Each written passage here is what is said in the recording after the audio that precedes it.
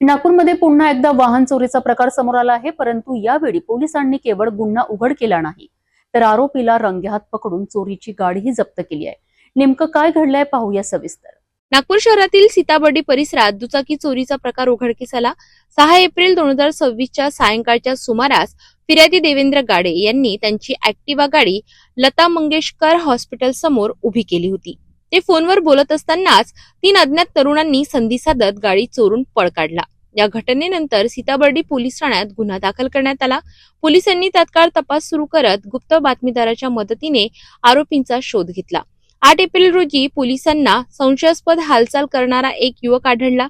त्याला ताब्यात घेऊन चौकशी केली असता त्याने आपले नाव इशू रवी सोनटक्के वय वर्ष 21 असे सांगितले. पोलिसांनी विश्वासात घेऊन अधिक चौकशी केल्यानंतर आरोपीने आपल्या 2 साथीदारांसह ही चोरी केल्याची कबुली दिली. त्यानंतर पोलिसांनी त्याच्याकडून सुमारे 65,000 रुपये किमतीची होंडा ऍक्टिवा जप्त केली असून महत्वाचे म्हणजे या आरोपीवर यापूर्वीही नागपूर शहरात 7 घरफोडी आणि वाहन चोरीचे गुन्हे दाखल असल्याची माहिती समोर आली आहे. ही कार्यवाही वरिष्ठ अधिकाऱ्यांच्या मार्गदर्शनाखाली सीताबर्डी पोलिसांनी यशस्वीरित्या पार पाडली आहे. नागपूरमध्ये वाढत्या वाहन चोरीच्या घटनांवर पोलिसांनी कारवाई करत आरोपीला अटक केली असली तरी नागरिकांनीही सतर्क राहणं अत्यंत गरजेचं आहे.